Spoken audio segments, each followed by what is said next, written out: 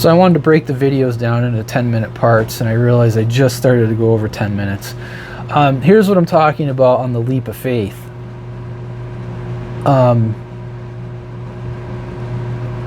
One of the issues is I bought this from a surplus type company. A lot of these are coming out of China.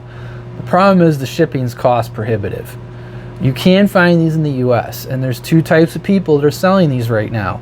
And I'm not saying the other type are bad. You have one type of person that's selling these that is going through these, and you're going to spend thousands, and they're going to give you a device that is ready to go. And that's fine. That's capitalism. That's America. There's nothing wrong with that. And then there is a type of person that I bought it from. They're just buying these things surplus online, and they're just selling them. And all they're telling you is that they turn on. I was fortunate. The guy that I was talking to was at least willing. There's a self-test routine built into this that was at least willing to turn it on, say that yes, you will get it, it will turn on. And he was at least, he even said, he's like, I don't know what to do. And I gave him instructions. I told him how to do the self-test. I was at least reasonably sure that I was getting a device that was going to be okay.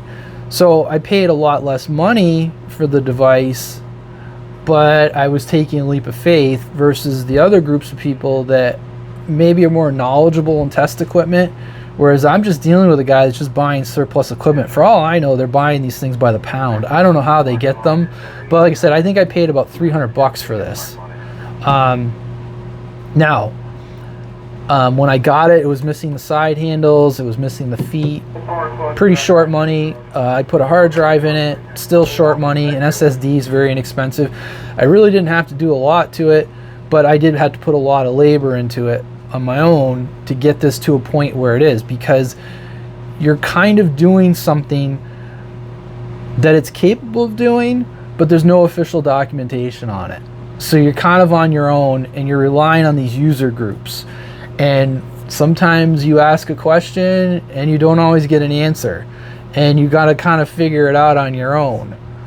So that's where I was making the point of someone seeing this video and going, oh sweet, I'm going to get one of these, it's going to be awesome. It's a choose your own adventure kind of thing is what I'm going to say. The Rode Schwartz this thing is very accurate. This is a very competent piece of test equipment. It's a fantastic piece of test equipment, very accurate. The spectrum analyzer in these things are second to none.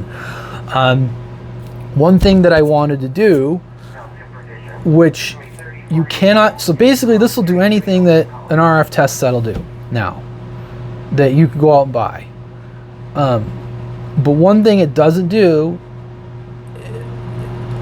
built in natively, is it does not have a tracking generator. It has a spectrum analyzer, it has an RF analyzer, but it does not have a tracking generator. So if you wanted to do something like, I just had this, so I wanted to sweep it to see what it looked like. So I'm gonna basically like send a range of frequencies through this, and I want to see, does this thing actually roll off at 30 megahertz? There's no way to actively do that, but there is. There's a device, it's kind of like a high-speed USB adapter, but it's called GPIB, G-P-I-B, so George, Papa, India, Bravo, that you can connect to the back of the instrument. I'll try to show you here. There it is right there. Hold on.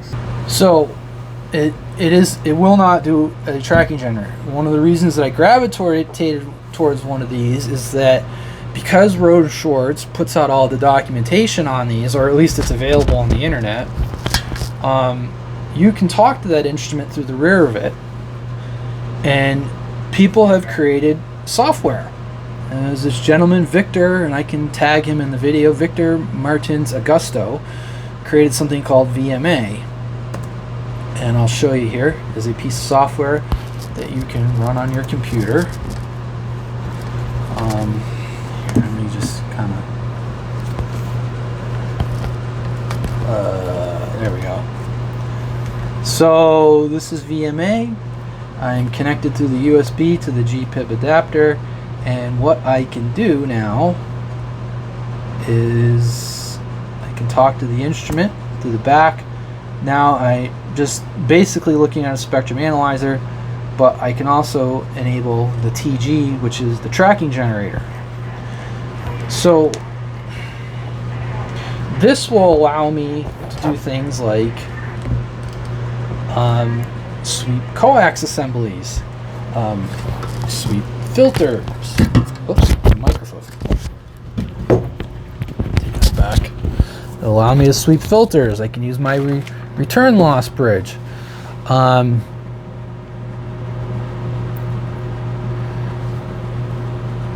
So now I have all that working. The screen, when it goes into remote mode,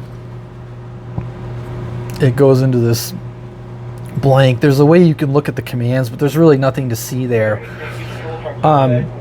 So this is what kind of steered me towards this, is that for not a lot of money, I guess you would say. And the other thing I guess I should cover is when you buy these, they're not all created equal. Remember I was talking about the cards?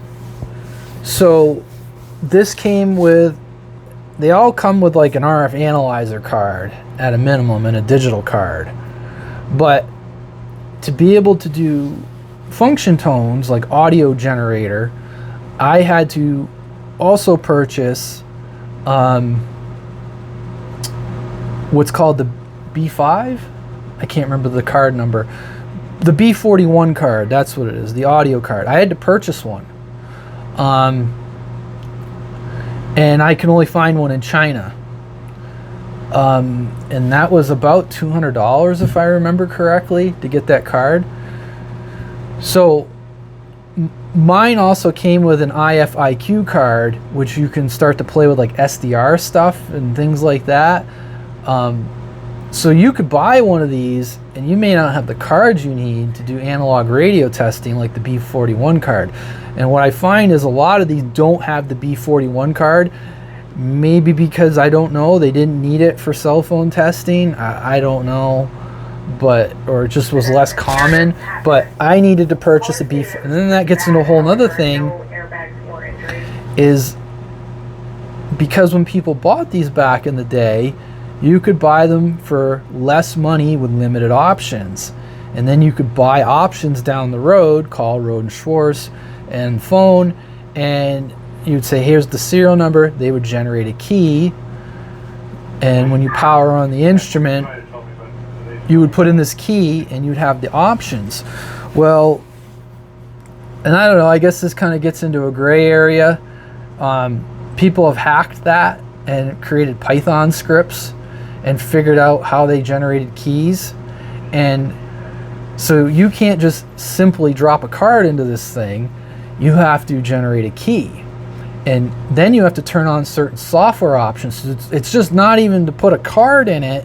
You also have to generate, you also have to have the software. So fortunately, there are people out there that have done all this work and the information's there for you to figure it out.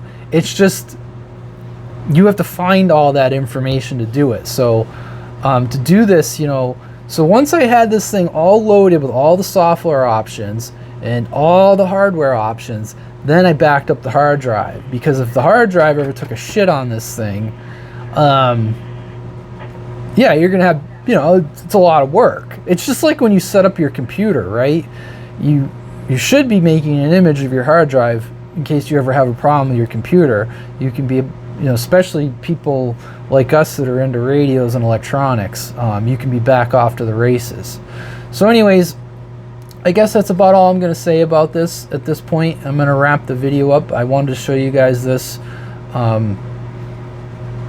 Having a lot of fun with it, having a lot of fun setting up the bench, putting it all together and making everything function, you know, a functional with a good workflow bench is coming next, which I'll show you guys. But I wanted to talk a little bit about this, you know, in case people had questions. But anyways, thanks a lot. Radioman out.